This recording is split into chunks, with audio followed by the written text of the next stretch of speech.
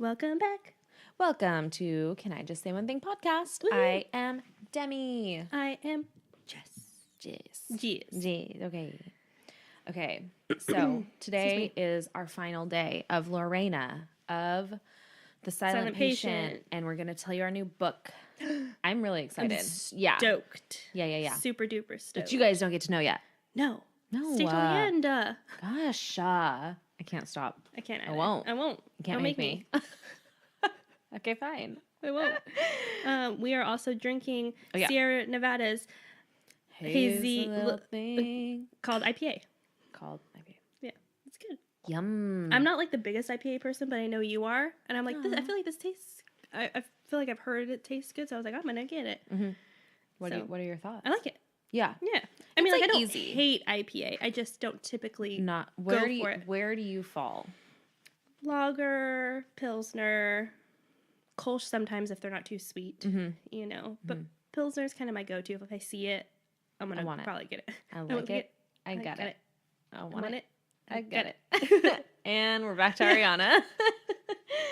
Always. Forever. Always and forever. If you guys missed that, it was from my song. What is it? Rufus and Peeve? Rufus and Peeve. When I get 2 cats, okay? They're going to be named that. Rufus and Peeve. Friends. Forever. Don't know what that's about. I'm ready. I feel like we just caught up. Mm-hmm. There isn't really anything new for us to tell. And I really want to talk about Lorena. Can we just dive in? Go for it, girl. Okay, great. Okay, great. Okay, fine. I will.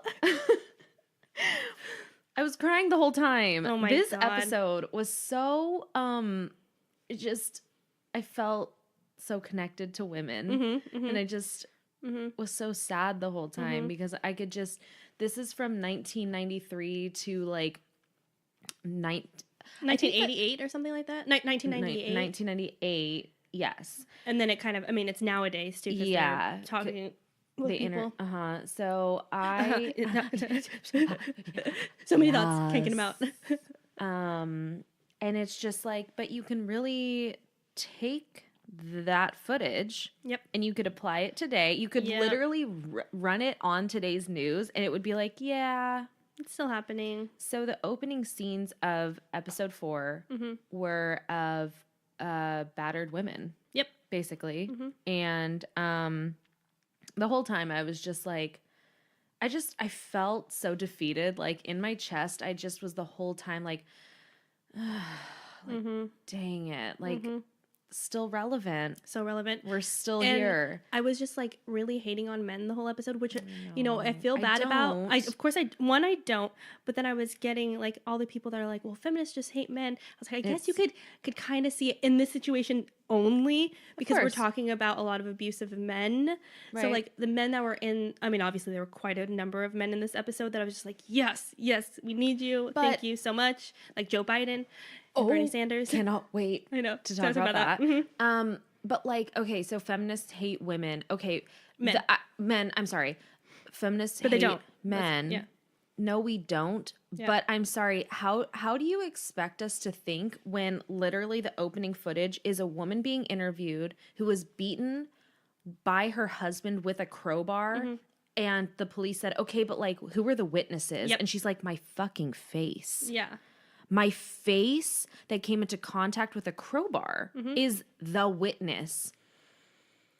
Yeah. So if there's no corroboration from somebody else, then from you mean from a man. If a man isn't there witnessing it and defending me, it doesn't count as much. I'm sorry. What? I just couldn't.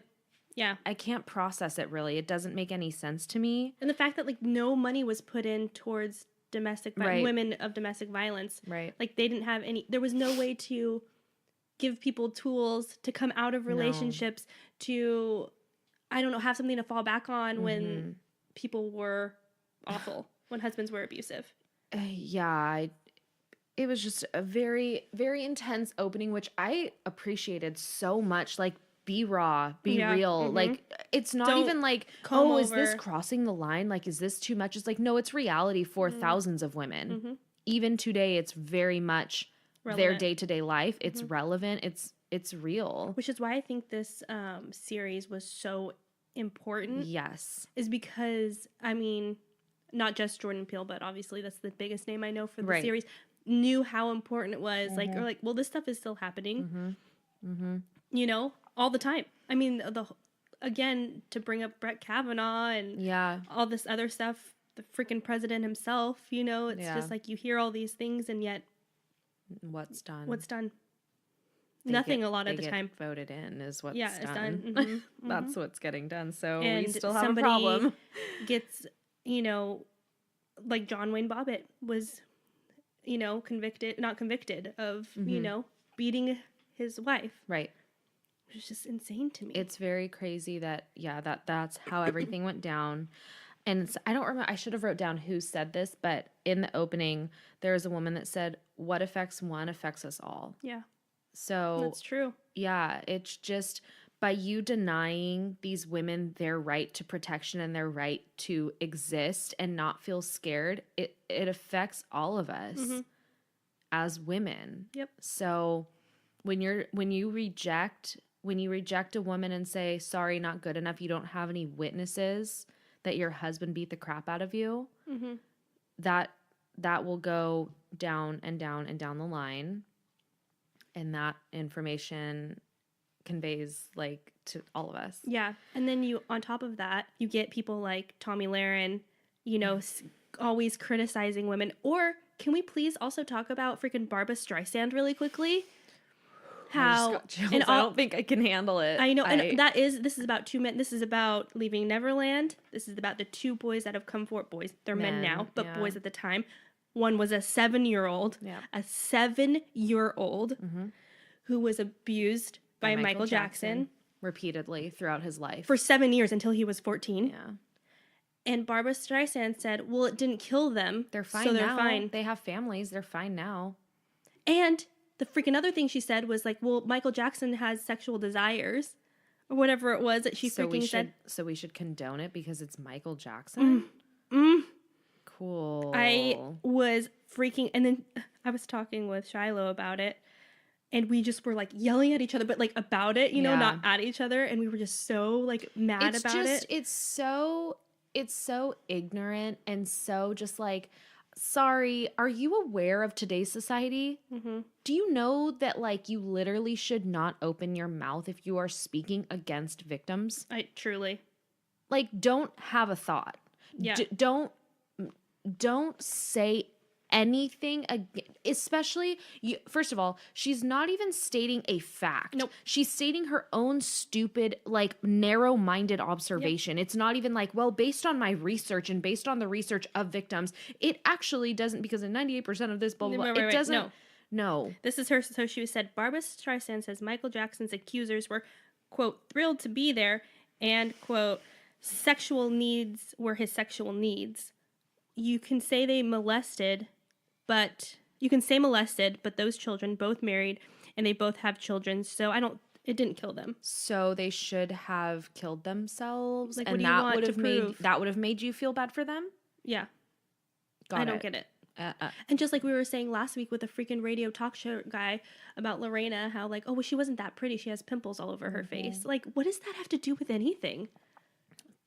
Truly, what does that have to do? It's so like childish. It seriously reminds me of like a catty 13-year-old girl, like a Miss Popular type girl, like being mean and like hitting, like trying to hit every like physical attribute of a girl who is insecure. So yeah, absolutely, I can see that. What is that? Like, okay. It just doesn't make any sense to me. I'm like, what are you talking? You're a credible news source? Yeah, shut the fuck up. That's like, it's so crazy. Okay, sorry. Yeah. I can't. I had a sidebar that I had to tie that in because I think it's so important to talk about that. It's because huge. It's also showing women being ignorant in that same field. Exactly. It's not always men. Yeah. Which is why feminists can't always say men. Like my brain can't. I can't form sentences fast enough for like all the things that you need to say. basically Barbara Streisand, like, sorry, are you not so rich that you have like 40,000 publicists at your side at all time? Like, why are you saying this shit? You didn't think to run that by someone? Like, should I say this? Especially on the topic of molesting and children. Pedophilia. Yeah. Children. Babies. Like little boys. Yep. Not 18-year-old people, although that would still be... In this day and age, there is a bountiful information. And if you don't know basic, like, how victims process and how victims, like, defend their attacker, which was proven in this documentary too. Well, yes, it's proven in the documentary, but like even before the documentary, you and I know that stuff because it's so available. Yep. It is so commonplace knowledge. All the time. Like, they always ask women, like, why didn't you step forward? And it's just like, how dare you? What? First of all, you can't first question, how dare you? Yeah. Second of all, can you please leave? Like, until, like, can you get together? Step up with the rest of us. Yep, exactly. It can't be on your terms. No. I can't. It's all wildly. We have to be so empathetic with victims. It's not even empathetic. It's just, like I'm saying, it's common. Human, you know, just being a human person and trying to understand somebody, and like, it can't be on your freaking terms. No. Ever. No. Like, so how the little boys were literally confronted, did he touch you? And they were both like, no. And then for years later. Never. And then Wade was one of them that went and spoke at his freaking court, when he was charged multiple times, and said, no, he never did this. And then he couldn't even come out till later when he finally was able to process it. Yes. When he had his own child. They are so brainwashed and so conditioned. And they literally... it starts from the beginning. From the very first meeting. I mean, this part is going to haunt me for the end of time. That when Michael would hold the hand and, like, scratch the palm. Yep. And that's how they knew that they wanted to do something sexual. I know. It is so scary. The fact that okay, we have to stop. I can't keep going. I can't, because it's not Lorena. We should talk about it another time. I'm sure it'll keep coming up throughout this, but forever. But to tie it back into Lorena about Barbara being so dense, so stupid. Oh my gosh, beautiful. Yes, dense. Just so dense. Like, are you kidding me? Are you genuinely saying that? You truly say it? What?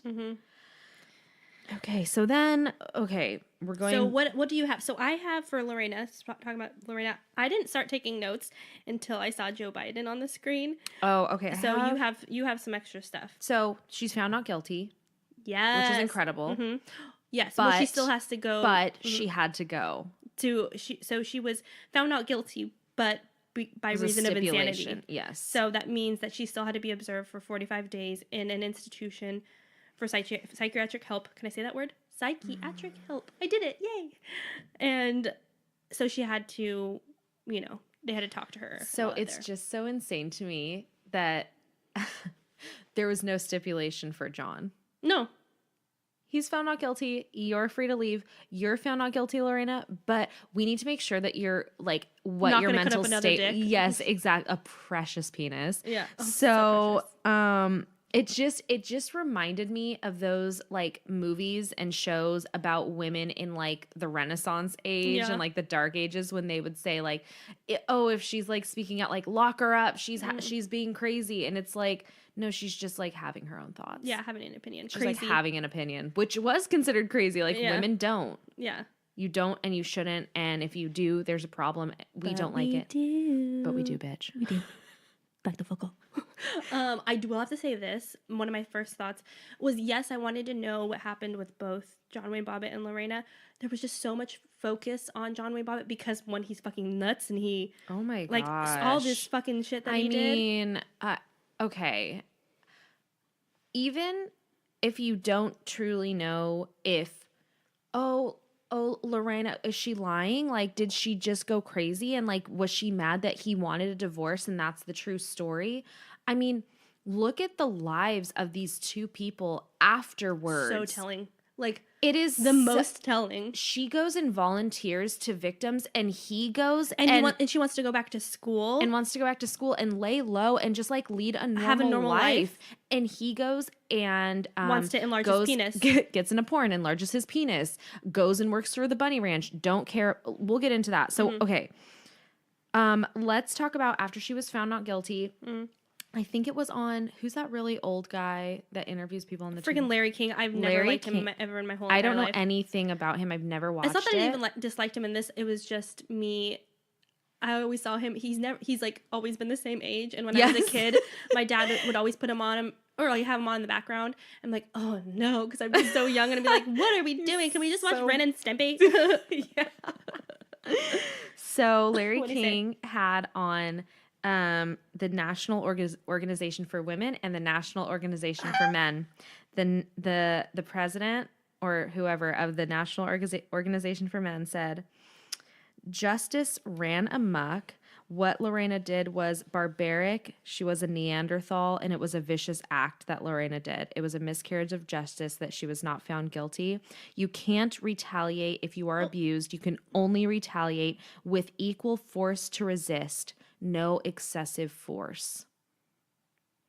I'll be sure to keep that in mind when I'm slammed over the head with a crowbar. Yeah. I will make sure to keep that in mind when I'm being choked to death by my husband in front of my children.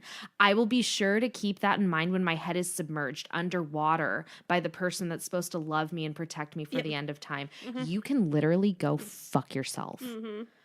I swear to God, when he said that, ears were burning. Like steam was coming out of your ears. My face is so hot right now that a person, I'm sweating. I'm so, what are you, you can't retaliate with no excessive force. Okay. It's just so crazy. And like the thing that I thought about when this was all happening and he was saying this one, he's full of shit. And they show in this part of the series, and they've shown it before in like the first parts, Lorena like lifting up her lip and it was all gashed out. And it's like, and then I remember in the first episode, they're like, well, the police were called more times on Lorena, but like that's bullshit because he probably was just, if anybody was calling, it was probably just turned on to her. But also if it was called on her, say that was accurate and the police were called on her, it's because she's been beaten so many times and she's trying to fight back. Yeah. This tiny woman, like we've said, like, it was proven in court that her last straw was what happened. Yes. Was her cutting off his dick. Yes. A jury of peers, which is like why like I get so mad that like John Wayne Bobbitt like wasn't convicted. But again, a jury of peers said that like, okay, well he wasn't, whatever. I can respect that. Sure, I'm mad about it. Yes. Yeah. But at the same time, with the thing that happens with Lorena, and I mean like, she was so abused, raped constantly. Okay, so I don't know where I fall, and I think we've talked about this before about like eye for an eye or anything like that. I truly am so wishy-washy. No, like 100%. I don't know. And like, is it ideal to cut off somebody's limb because you've had your last straw? No, it's not ideal. Of course not. Yeah. I wouldn't say that should be your first stop. But if you mentally are so nobody understands your mental state when you are so constantly abused at every turn. That not was just literally like physically, mentally. Yes, every single thing. Her citizenship was like taunted in front, in front of it was dangled in front of her face constantly. He had this power over her, not just physically, and he wanted to keep that power over her for the rest of her life. To say like you can't retaliate with excessive force is so. I just can't believe, how did that person get to where they are, where they're talking on national television advocating for men of the United States of America, and you're gonna say something so stupid. So stupid. You sound so stupid. That's like, don't read me a dictionary quote. Yeah. When it comes to abuse. Right. You have zero idea of what you're talking about.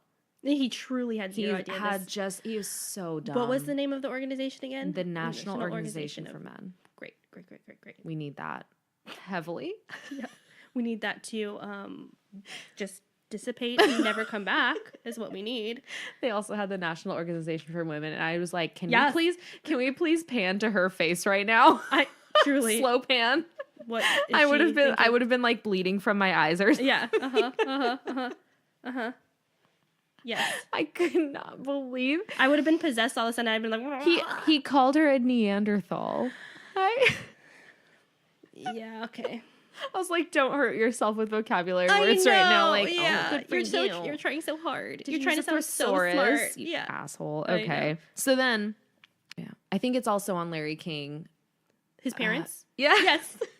What did they say? I can't even remember. Well, there was just one question like, oh, like, what do you think John's going to do now that all this is done? And they're like, oh, I think, he's going to get back on his feet. He's going to do porn.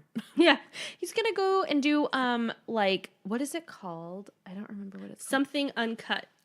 Oh, no. Really? Yeah. Boo. Yeah.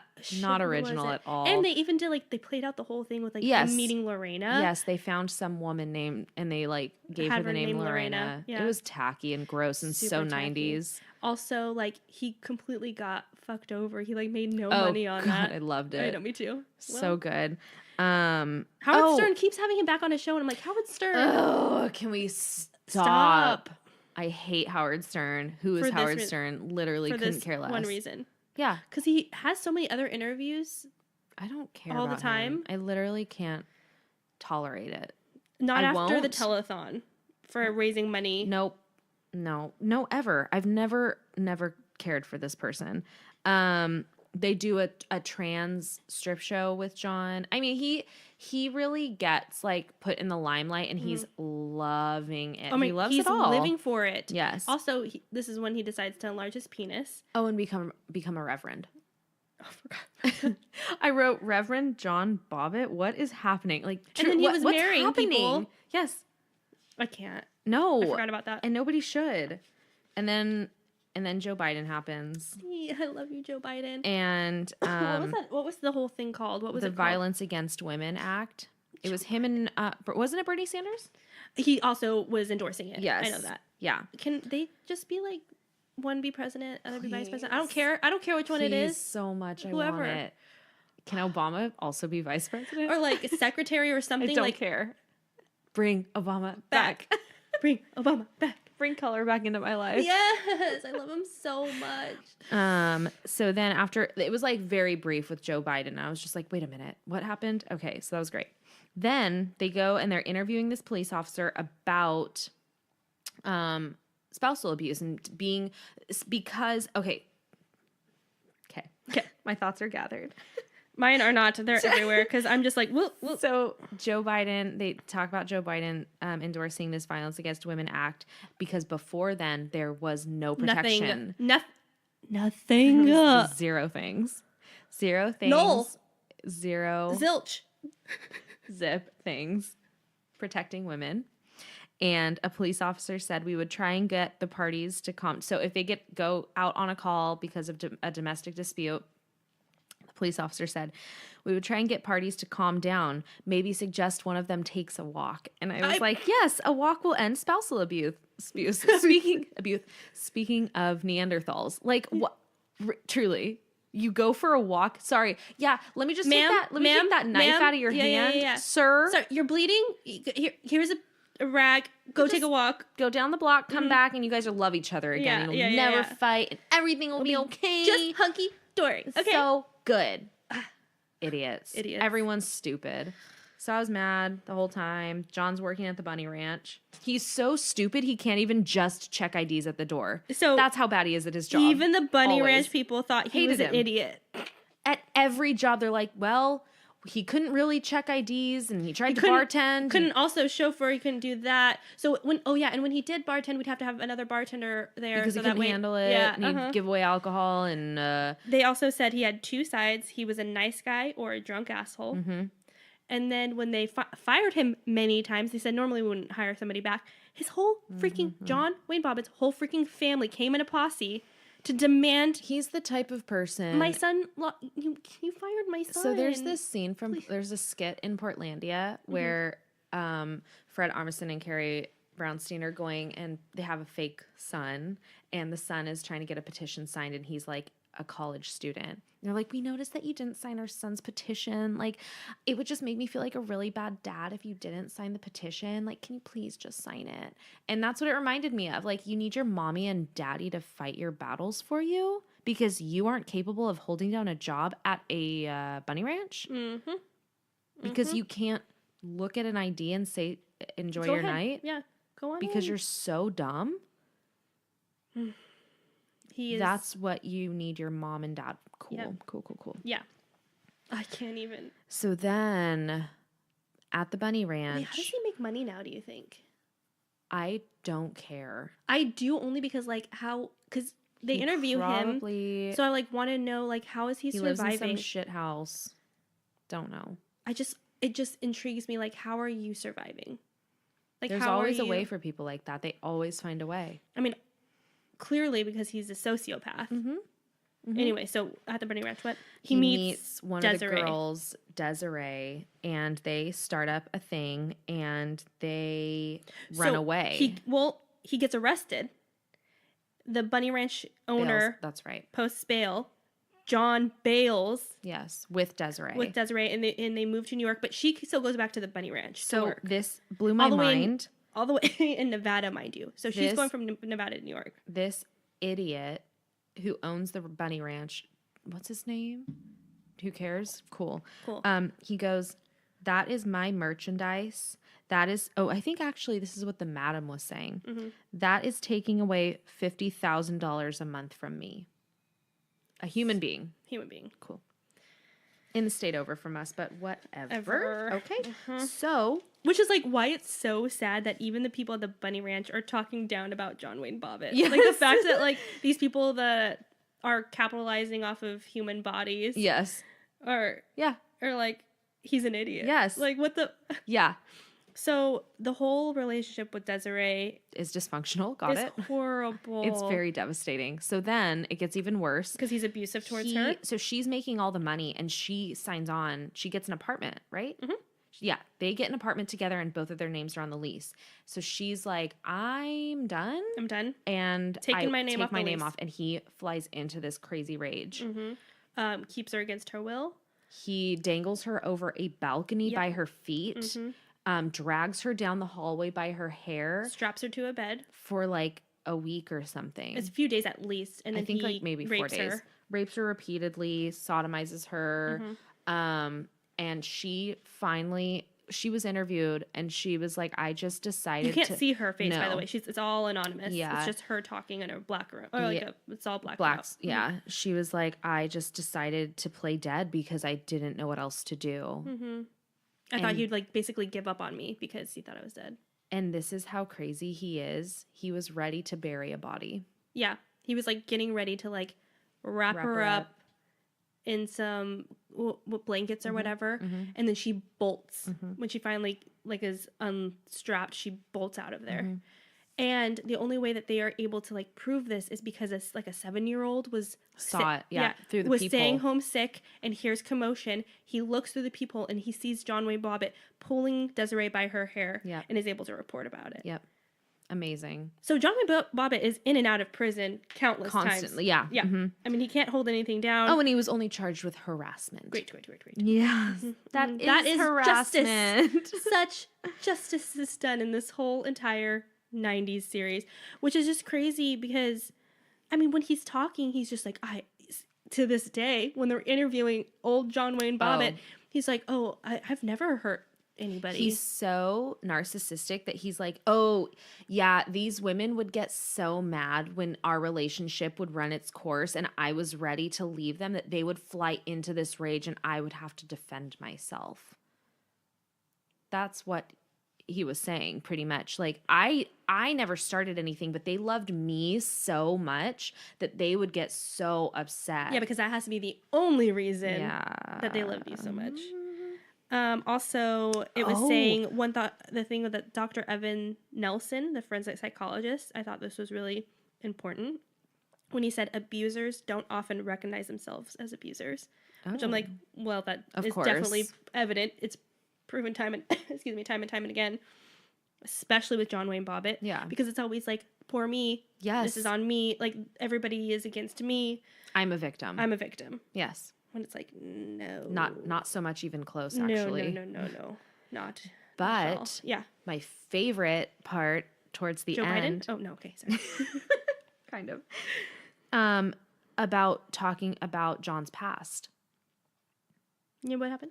So you tell me. Okay, so John talks about his childhood. There was a ton of abuse in his family. Right. He was subjected to witnessing violence against women. So he saw his dad abusing his mom. His mom wasn't nurturing. She didn't provide protection. She wasn't ever around. So when they moved away from the dad, and then the mom was still just like, whatever, like, I can't. That's when an uncle was sexually abusing him and his brothers, and so he was feeling rejected by his mother. Mm-hmm. Like, but who does he stay with? I thought it's not a family friend or something. Either that or like a foster home, I think. Yeah. Anyway, he ends up having to move in with other people, with his brothers. Yes. And they already had like 6 other boys or something like that. And his mom just like doesn't show up anymore. No, yeah, she just stops. She just can't do it. I mean, it's such a sad childhood. It is. And so that's I feel bad about him for that, but not about him. It doesn't condone anything. It doesn't condone it. It's just like telling. It's so telling, and it's just like, well, you really didn't have a chance unless you saw something that was a different opportunity that you wanted to have and figured out a way to get it. Like, if you saw a boy at school with a super happy family and you were like, I want that life instead, and you've tried to figure out a way to do it. Because how many cases do we hear about where it's like, my dad beat the shit out of my mom and hit me and my brothers, and I decided I did not want that, so I did A, B, and C, and I'm never gonna be like that. Working for the National Organization for Men, you know. Stop. Never. And so he was also feeling rejected because he was living in a prominently black neighborhood. Right. So he was getting bullied all the time because he was white. And he suffered a head injury as a child. That's right. Boom. Head injuries. Boom. Knowledge. Roasted. Yes. Yes. I mean, not yes to the head injury, just makes to knowledge. Sense. No, it does make a lot of sense, actually. I know he was very young when that happened. Okay. Also, was it showing his car that said DJ Trump on the back of it? What? I don't know. Oh my God. What? Pause. We can confirm. That, so 49 minutes into the 4th episode, where it zooms in on his car, which is a fairly nice car, which is like, what do you do for money? What do you do? And it shows his license plate, and it says DJ Trump, Donald J. Trump. J. Trump. I can't say it. I can't DJ Trumpy Trump. Gross. Maybe he'd be cool if he was a DJ, but that would never happen. So that's just an interesting thing I noticed, that I was like, of course, that's who you look up to. Oh, John Wayne Bobbitt sent Lorena letters. Oh yeah, no, that's okay. That's what my notes are. So okay, into that. Yeah. So what we said earlier was that Lorena, after this, went one way and John went the complete opposite way, which shows who they are, what their characters are like, and how different they are. Yep. And Lorena is still getting notes and letters from John that they are meant to be, and he still loves her forever, and the first love and forever. First love, only love. We would really make a ton of money if you got pregnant by me. If we got back together and we had a baby. And did an interview. So my favorite part is, though, when the ultimate love, the ultimate forgiveness is what he said. Oh, gross. When he's sending her not only just letters and cards, he's sending her text messages, and it looks like Facebook messages or something like that. But he, in his interview part, says she reached out to me first, said something about how much money do you have? Yep. Yeah, I don't see that being accurate, actually. Do you have proof? Because she has all these things that you've sent her. Can I get a corroborating witness that that's what actually happened? And so my National Organization of Men. My favorite thing she said is, "I cut his penis off. Just leave me alone." And she was like, what else do you want from me? I cut it off. You know what else I thought was super profound was they were interviewing. This is like the very end of the episode. They were interviewing one of the girls that works at the bunny ranch. She said, "You cut off 1 million clits in Africa, no one hears a word. Cut off one dick and the whole country stops." Yep. Oh my God. That just gave me chills. I truly have chills. And then I love that they closed. The last thing they said was the National Domestic Violence Hotline. They gave the number, which is 1-800-799-SAFE 7233. So I thought this episode was so important. Oh, also, like, Lorena, like, finds the love of her life, and they like at school, and they still married to this day. Have the life that she wanted. Yeah, and deserves. Yes. Oh, deserves so much. Yeah, but the whole entire time.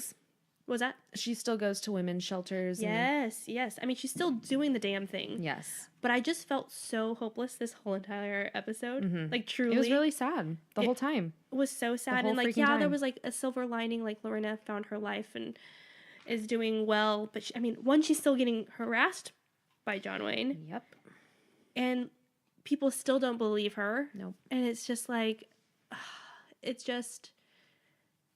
I just feel like it's still so open-ended, you know what I mean? It really feels to me like what else can women do to prove to you that we're victims sometimes? A lot of the time. Be men. Like, I know. That's the only unless thing it happens to men, it doesn't count, or no one really cares, or we need more proof.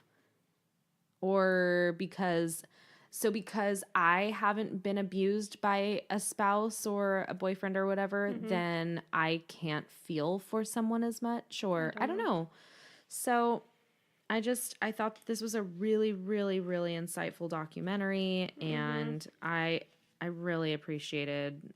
I thought it was really crazy that John was willing to participate, but I think he's like any outlet. Narcissistic, yeah. Yes, he's like, "Oh yeah, you want to see my face? Absolutely." Sure. Yeah. I mean, I'm ugly now. So gross. He's so nasty. So nasty. I wonder if it works now because he did get the surgery. I obviously don't want to see it. He did get the enlargement surgery, and it was botched. He had a botched surgery to enlarge his penis. Yep. So I kind of do wonder if it even works now. I hope not. Hope not. I hope he's impotent forever. So that was Lorena. That was Lorena. I know. Let us know if you guys have any other documentaries we should watch. Yeah. I'm very into it. Yeah. I liked how short this one was. Watching in 4 parts. A lot of information. So much information. They were so thorough. And it was just so... Lots of different views. Very.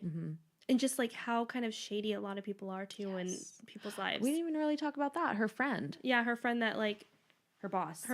That, did help out, but was also trying to take 15% of her money. Right. Towards the end, so she had to cut her off. And that's like how powerful Lorena is. She's like, I didn't want to like... She was my friend. She was my friend. She was by my side, yeah. But I had to let her go as a friend. Whoa. I know. That's some heavy shit. That's a lot. Yeah, but anyway, that's that. Should we get into the Silent Patient? Why do I have such a hard time every time I try to say the name of this book? Silent Patient. The Silent Patient. Still had a hard time because I'm still coughing. By Alex Michaelides. Okay, here we go. The Silent Patient. I said it right. Yay. Okay, so do you want to take it away? No. Oh, not even close. I'll talk then. I didn't shut up about Lorena, so now I need you to lead. Oh, no. Yes. I didn't notify it. I didn't take as many notes this time. So we pick up after we have read Alicia's diary. We find out that she's being followed. The last thing we find out is that the person that has been following her is in her house. We also realize that as this person is in her house, she's writing in her diary. Which is so dumb. Like, okay. Run! I am so scared. He is in my house. In my house. And then you have to think about it. INMY. Like, So what? dumb. But so it goes out of her diary, and then like they also talk about like how Theo confronts Christian, saying like, you treated Alicia, And or you haven't disclosed it, and you were getting paid under the table. Like, so sketchy. So sketchy. Yeah, and Christian was like, don't tell. Yeah, don't tell me, okay? Oh my gosh. And so this is where we pick up right now, is that Alicia is not allowed to see Theo. They're not allowed to continue treatment, but Theo talks to Yuri, like the muscle of the ward or whatever, and is like, hey, can you bring Alicia to me? And he's like, yeah, no problem, no worries. He's just trying to tell her, like, we really need to get through this. Like, I want to be here to help you. Please let me help you. I really want to try to figure out what's going on. And she doesn't say anything, and he takes that as a yes. And then it goes into Kathy, Theo's wife. Theo's wife is, like, full-fledged cheating on him now. Gas bitch. Yeah, she is not really hiding it. She's being careless, is what it says. Kathy was getting careless was the first sentence of this specific chapter. Theo follows her and hears her meet up with somebody, go into the woods, and is having sex. Raunchy sex. And he's like, I remember that. I remember these sounds. Wow. The only part that irritates me is that, like, all of it. Even if it's dark out, how do you just not see his face? Like, how are you just, like, not seeing people's faces? How is Alicia not seeing any, even if she didn't recognize him, like, oh, you have a hat on? I'm sorry, even if it can't always be shadowed by a hat. Just and maybe because they didn't recognize him, so he doesn't go into detail about, like, oh, they look like this. Okay, they're in the woods, and they're cracking around in the woods. How do they crack around and nobody hears Theo? Right. You think that if you're cheating, your senses are on high alert, and any noise, you're just like, wait, what? Yeah, with somebody. Unless you, like, truly do not give a shit. One, don't give a shit, and two, maybe you've gotten away with it for so long that it's just like, well, haven't gotten caught yet. You're getting lazy. Yeah. And kind of, I think, so when people cheat on their husbands and stuff, or wives, I'm just like, you want to get caught. Right? Seems like, that's how I feel. Like, I don't personally know, and I don't know a lot of people that have cheated on significant others. But I don't get it. Want to? But, like, you must... I don't know. There's so many questions I have. Yeah. I would love to have them answered. Yeah. If you cheated on your significant other, please let us know. Yeah, write in. Like, yeah. Give us your information and theirs. There's no judgment. We're just curious to know, what was your thought process? Yeah. Was it just a really horrible relationship? You didn't know a way out? Were you just wanting to sleep with someone else? Yeah. Or was it like, bored? I mean, there's so many endless possibilities. Maybe it's all of them. Every time I hear the word possibilities, I think of this place in Salinas called Pastabilities, and it just makes me want pasta. I want pasta so bad. How good does that sound? Amazing. Like, incredible, and right? breadsticks. Oh. Yeah, I said it. I just want lots of butter. Ugh, with garlic. Cacio e pepe. Stop it. No. That's my fave. I won't stop because I want it. I got it. I want it. But I don't got it. I don't got it. But I want it. I do. Should we get it? so we got it? Just wondering. Anyway, back to the book, I guess. Stop talking about pasta. Yeah, I don't want to. The possibilities are endless. Okay, what happens after that? Cheats in the woods. Oh, so Theo finally tells Diomedes that Alicia gave him his journal, and he's like, oh, what, she spoke to you? She's like, well, in a way, like, I got her diary. So I think we need to start up treatment again. Okay, I think we're just going to get into it. It's kind of what we've decided. Yeah, I mean, it's just so huge. Yes. Let's just say it, and then we'll, like, recap. Take it away. No, you. Okay. So what... Okay, guys, listen to me. Listen, focus right now. Pay attention. Hey, she's talking. Get it? Get it. Hello. Okay. Right there? She's listening. She's talking. Alicia's husband was having sex with Kathy, Theo's wife. Theo found that out. Theo was the man on the corner staring at Alicia the whole time. Following her. But not like really following her. He wasn't really stalking Alicia so much. He was stalking the Gabriel. Situation, what's happening. He was seeing... when Gabriel left, when he came back. He, like, found out where he lived, and he followed him home one night and like saw Gabriel's wife making him dinner, and it was Alicia. Mm-hmm. It was so I just didn't see it coming. Right. No, I didn't either. It was so I really liked it because how it was introduced was two separate things happening at two separate times when really it's all happening on the same level. Yeah. All the same thing. They all connect to each other, that's what I think is brilliant about it. But what I never understood was why Theo wanted to hurt Alicia, because that's how it felt to me. I don't know. See, I didn't take that away necessarily from it. Okay, let's cover the whole thing of how it went down. So what happens too is that finally Alicia starts talking to Theo in therapy, but she's saying like things that are like not true, that they're not like adding up. Gabriel, her husband, was shot 5 times in the face. And she says like six or something like that. And Theo's like, that's wrong. I don't know why she's trying to like lie to me about all of this. So while she's talking to him, which is I kind of already talked to Demi about this, is that while Alicia is talking to Theo, he has this urge to like hold her and kiss her and reassure her. And I'm like, okay. He's such a creep. That's a very creepy thing, especially when he already knows who she is. He's known who she is the whole time. Yes. This also relates to John Wayne Bobbitt. Totally. Thinking like, oh, I'm the victim, and can you believe that this happened to me? And wow, these women are obsessed with me so much that like they need to get into altercations because they're scared that I'm gonna leave them, and all these things, when in reality, like, you are also a victim of abuse at one point in your life, just like Theo was by his dad, watching him abuse his mother, and that's how we got to the point where we are now with Theo. Right. Yeah. Just like John. Yeah, absolutely. Okay. It's just so narcissistic. So predictable. Yeah. Like, you're not original. No. We see you. You don't have a golden penis, you know? In the case of John Wayne Bobbitt, he had no penis for some time. It was the opposite of that. Mm-hmm. Okay.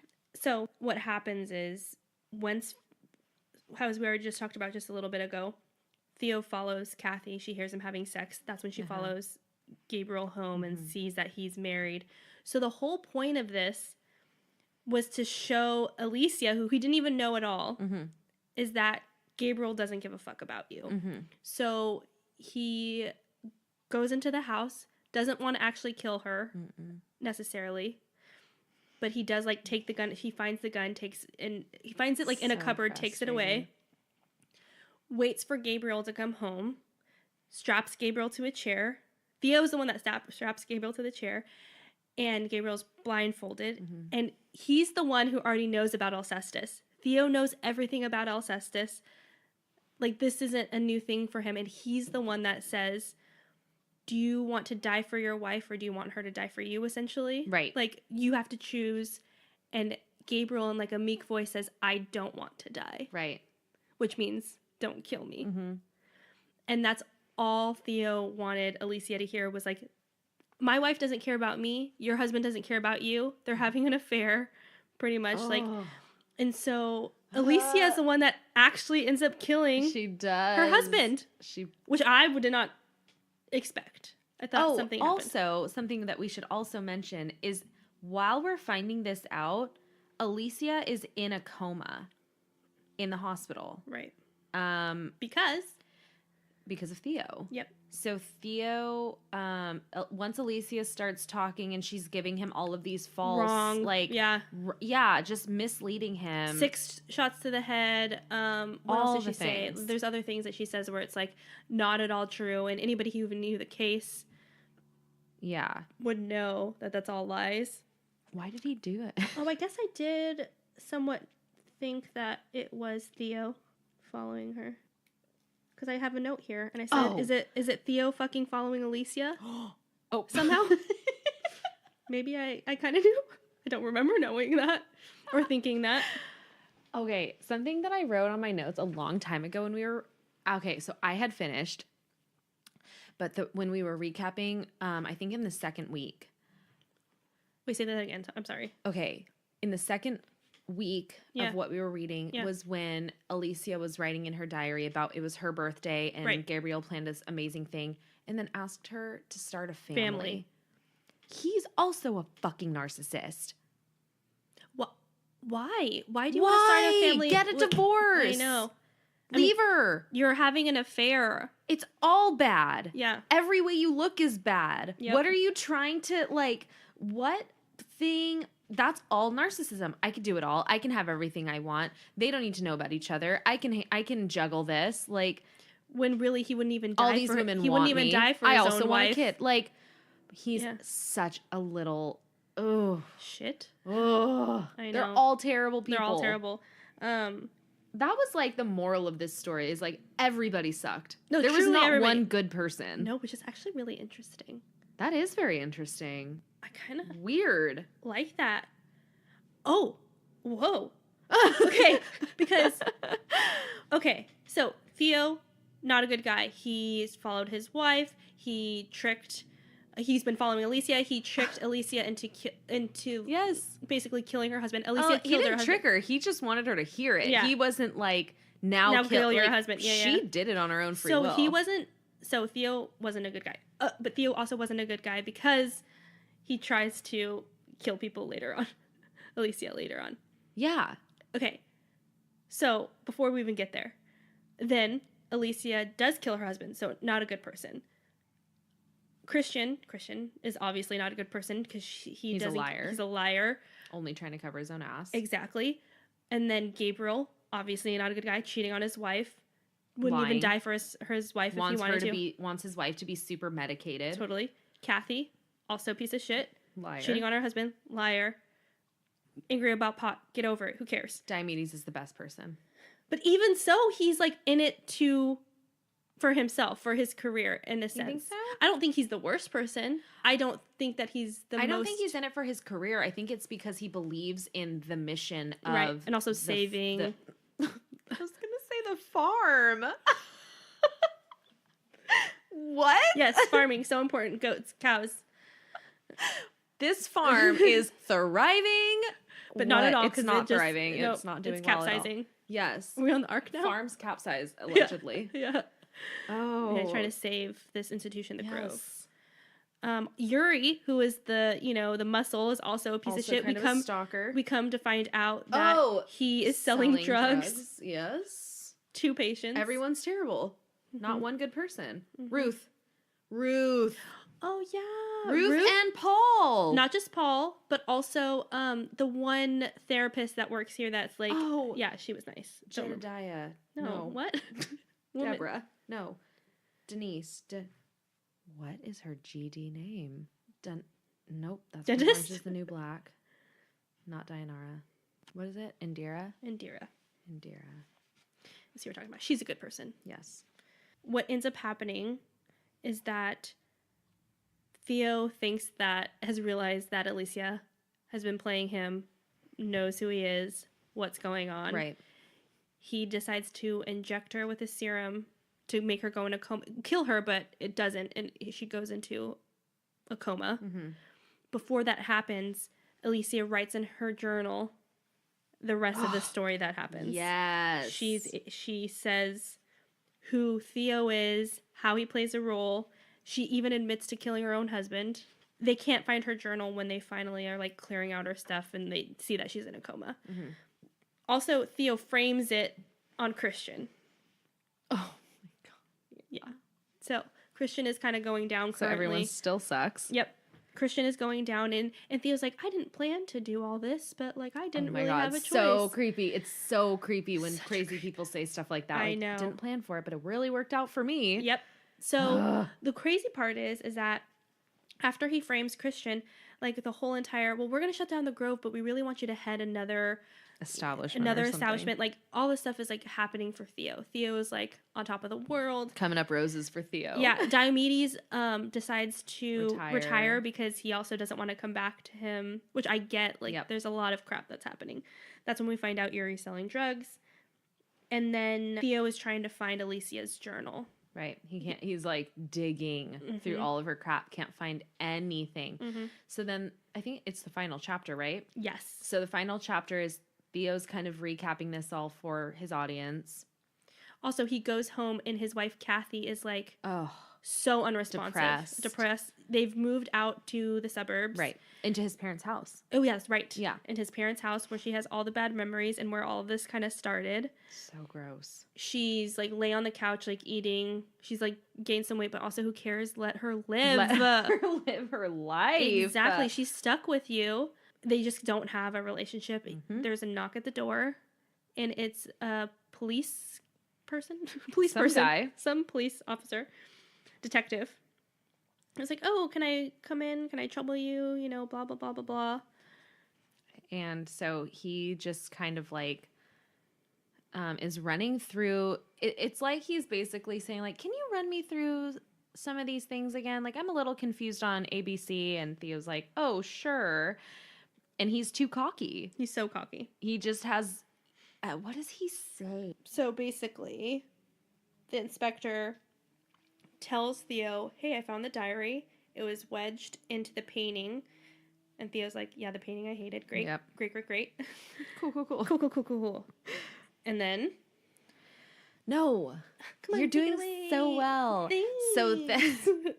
So basically it's just Alicia, like, as she's about to pass out, she's like recapping Theo sticking a needle in her arm because she's finally like, I know who you are. I know what you did. Like, I'm not crazy. And he drugs her. Yep. And this is the proof. And this is the inspector, the detective, whatever, reading it back to him like, dude, I know it's you. Yeah. And Theo says, you know, I don't believe you happen to be in my neighborhood at all, Inspector. I handed him his tea. No, you're quite right.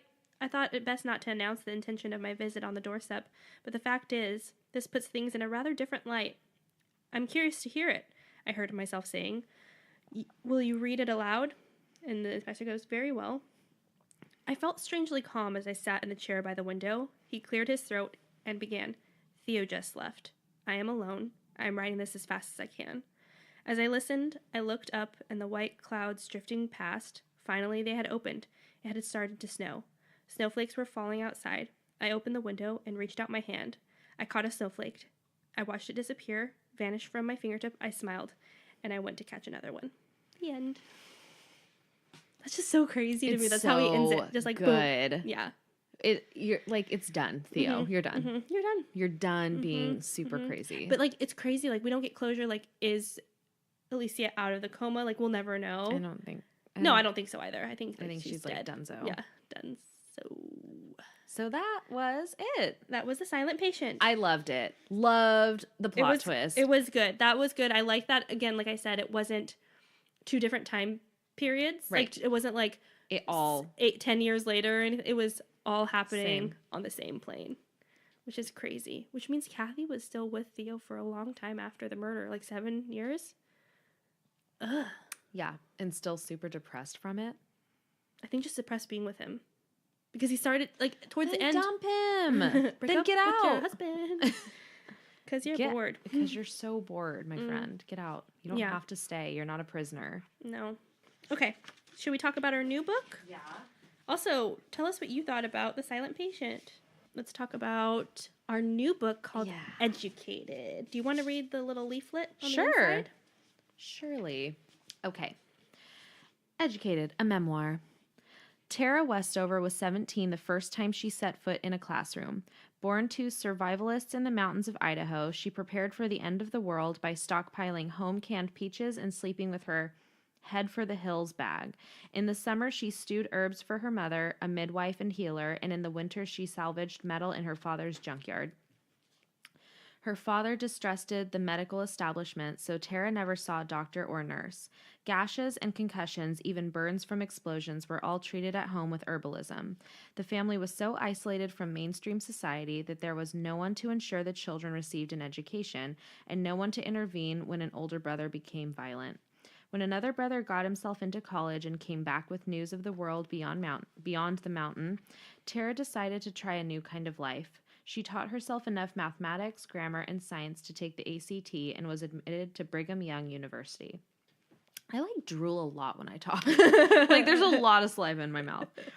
There she studied psychology, politics, philosophy, and history, learning for the first time about pivotal world events like the Holocaust and the Civil Rights Movement. Her quest for knowledge transformed her, taking her over oceans and across continents to Harvard and to Cambridge University. University. Only then would she wonder if she traveled too far, if there was still a way home. Educated is an account of the struggle for a self-invention. It is a tale of fierce family loyalty and of the grief that comes of severing one's closest ties. With the acute insight that distinguishes all great writers, Westover has crafted a universal coming-of-age story that gets to the heart of what is education and what it offers, the perspective to see one's life through new eyes and willing to change it. Sounds so good. Yeah. So the reason why I found this book is because I watched, she was on the Ellen DeGeneres show. Mm-hmm. I just called Ellen. She's and Ellen. Tara Westover was on there just talking about her book, and Ellen was listening to it on Audible, and she's like, I couldn't get out of my car. She's like, I wanted to finish this. Right. So we'll repost the video of Ellen so that way you can just see, I think, her a little reaction, It and who the author is. It's insane. Like, I thought I had a very sheltered childhood. Mm-hmm. It's nothing like having survivalist parents that won't take me to a doctor, though. It's just nuts. So it's going to be really different than anything we've read so far. Yes. Which I can't wait for. It's so exciting. Like, it doesn't involve a murder. Weird. What's that? No essence of true crime. Never heard of it. That's there weird. hasn't been no true crime around here. In 40 years. Unless there is a murder, who knows? I don't know. Read the book. So, yes. Oh, let's see where we're going to read to. Okay, so we just figured out the chapters. But before that, because on the Ellen show, she talks about going to BYU. Mm-hmm. So she ends up getting into college. It's not a spoiler. She talks about it herself, okay? And it says, this story is not about Mormonism. Neither is it about any other form of religious belief. In it, there are many types of people, some believers, some not, some kind, some not. The author disputes any correlation, positive or negative, between the two. Mm-hmm. Which is so interesting to me because I'm like, I feel like religion has to play a part, especially if her mom's like a healer, but I guess not. Like, she just is like, these are just survivalists. Like, we don't need nobody but ourselves. Ugh, which is so scary because you do need everybody. You need medicine. You need doctors. Yeah. She tells a story on Ellen about having strep throat that just... Oh, I didn't hear that one. Oh? I heard about the spike through her leg. Ugh. So she had strep throat as a kid. Mm-hmm. Her dad, in the winter, made her go outside when it was sunny and open up her mouth so the sun could hit her strep throat, because that's the only way it would heal. Of course. I mean, is he wrong? She told the story. She's alive. She's thriving. So we're reading to chapter 9. Okay. It's called Perfect in His Generations.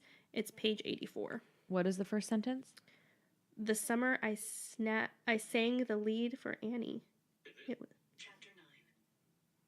Perfect in His Generations. Yep. Cool. Oh, that's good. That means all the chapters are just normal ass chapters. Finally. Yay. Let's go into my favorite part. It's Demi. It's Demi's diary. It's my favorite. Did I already talk about going to see Finding Nemo? I don't think so. Okay, well, I guess... Okay, real quick. Okay. So, Finding Nemo. Did you watch it a million times when you were in school? Yeah. It was like... It's like the best movie. It was so good. And that's like one of my first... I mean, I watched Toy Story and all that stuff, but like... Pixar. Like Pixar, like... My favorite, though, is Monsters, Inc. I love Monsters, Inc. I love it so much. Boo! She's so cute. Yeah, Sully, I mean, I can't. So, this is a two-parter. This is from July 6th, 2003. Ooh. So I'm 13. 13. Oh, feisty. Dear Diary, something happened. I got a boyfriend. Ooh. He lives in New York City, though. He's moving to Sac, though. Okay. What? Education was very important to me. Yeah. Next year, but if someone in school asks me out, You have a boyfriend. wait, oh my God, what is, who, Who are you? okay, I Who have is to start 13-year-old over. Demi? Just so, like, let me, Dear Diary, something happened. I got a boyfriend. He lives in New York, though. He's moving to Sac, though. Next year, yeah. But if someone in school asks me out, since they're shipping in new military people, that's how I met Richie and Chris. His name's Jordan.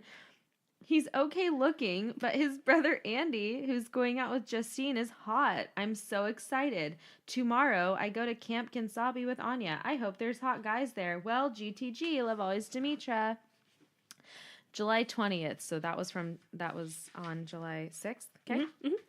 So July 20th, 2003. Dear Diary. Oh my God. I broke up with Jordan because he was just too far away. And he goes and was talking to Emily and he asked her out. I'm not jealous or anything. Parentheses, sorta. And she goes, "You're joking, right?" And he goes, "No, I just want to make Demi jealous." And being the good friend Emily is, she said no. OMG, Chris, Anna, Chris, and me went to see Finding Nemo and it sucked. Liar. You're a liar.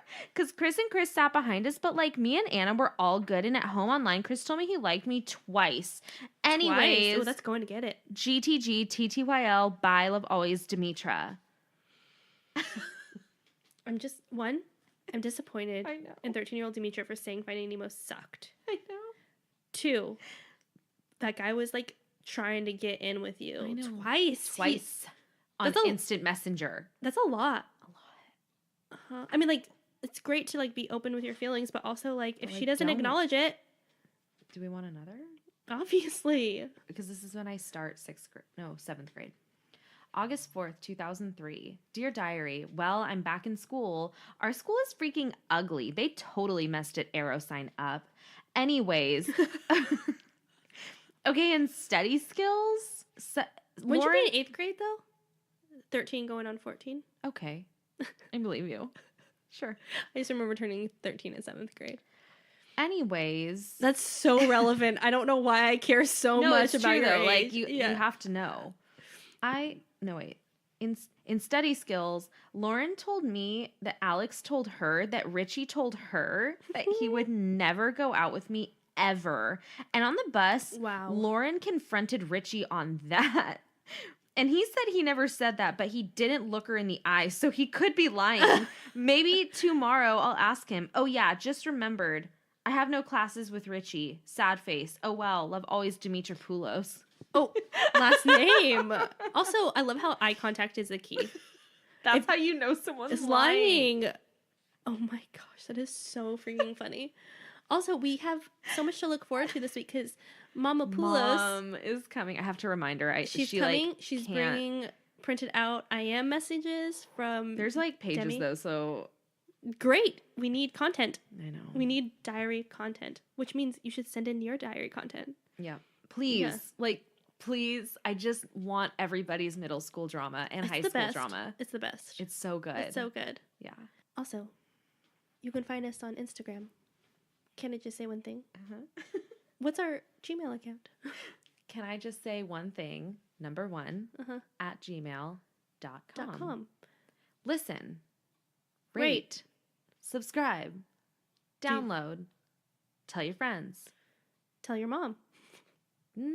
That depends. Gauge your mom. Know your audience. Know your audience. Know your audience. That's great advice in life. Thank you. I'm going to go eat Mexican food. Oh, lucky. Where are you, Trace? That's what I was saying. That's why I was like, what are you guys doing for dinner? Oh. Well, they're, okay. Love always. Can I just say one thing? Bye.